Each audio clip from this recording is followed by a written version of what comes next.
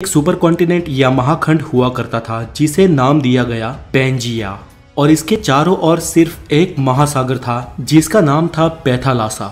और आज के सारे खंड इसी महाखंड पैंजिया में से विखंडित होके बने हैं। ये थियरी देने वाले वैज्ञानिक अल्फ्रेड वेगनर थे और उनका यह भी मानना था कि उसी वक्त उस महाखंड पे रेंगने वाले जीवों का विकास हुआ। दोस्तों, पृथ्वी के गर्भ में लगातार प्लेट्स खिसकती रहती है जिसके चलते धरती पर निरंतर बदलाव होते रहते हैं, लेकिन ये बदलाव लाखों या करोड़ों सालों बाद दिखाई देते हैं। और इन्हीं बदलावों के चलते आज के ये दिखने वाले कॉन्टिनेंट्स का जन्म हुआ और उनके साथ ही हमारे देश भारत का भी। अल्फ्रेड की थियरी के अनुसार प्लेट के सरकने से सबसे पहले पैंजिया सुपर कॉन्टिनेंट के दो भाग हुए, जिसके उत्तरी हिस्से को लारेंसिया और दक्षिणी हिस्से को गोंडवाना लैंड कहा जाता है। और इन दोनों के डिवाइड होने के बाद जो बीच में महासागर का पानी भरा और एक खाड़ी का निर्माण हुआ, उसे वैज्ञानिकों ने टेथिस सागर नाम दिया। पैंजिया में से अलग हुए उत्तरी महाद्वीप लारेंसिया में से आज के एशिया, यूरोप और उत्तर अमेरिका जैसे कॉन्टिनेंट्स बने, जबकि गोंडवाना लैंड में से दक्षिण अमेरिका, अफ्रीका, ऑस्ट्रेलिया और एंटार्क्टिका जैसे कॉन्टिनेंट्स बने। हमारा देश भारत भले ही आज भौगोलिक रूप से एशिया का भाग हो, लेकिन भारत का भूमि भाग उस वक्त वास्तव में गोंडवाना लैंड महाद्वीप का हिस्सा था और आज का अफ्रीका और भारत एक ही प्लेट पे टिके थे।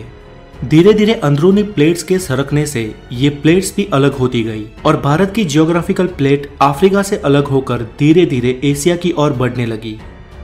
वो आज के लद्दाख हिस्से की ओर लगातार बढ़ती रही और एक समय इस प्लेट का एशिया के लद्दाख वाले हिस्से पे टकराव हुआ।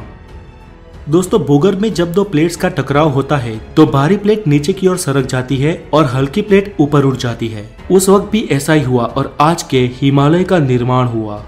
ऐसा कोई कम समय में नहीं हुआ, ऐसा होने में करोड़ों साल लग गए और आज की इस भौगोलिक भूमि का निर्माण हुआ।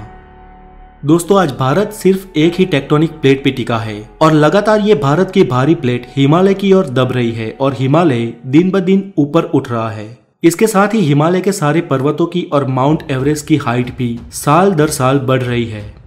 दोस्तों, इस थियरी को सिद्ध करने के लिए अल्फ्रेड ने यह भी कहा कि आज के दिखने वाले सारे कॉन्टिनेंट एक दूसरे में फिट होते हैं और आज अगर किसी तरह इन सबको एक किया जाए तो फिर से पैंजिया सुपर कॉन्टिनेंट का निर्माण हो सकता है।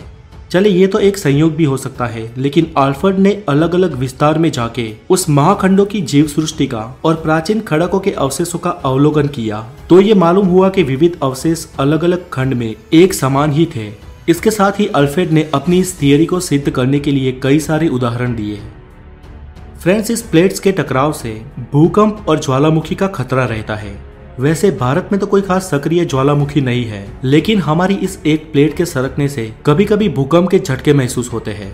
हमारी अगली वीडियो में हम जानेंगे कि भूकंप और ज्वालामुखी का रीजन क्या है और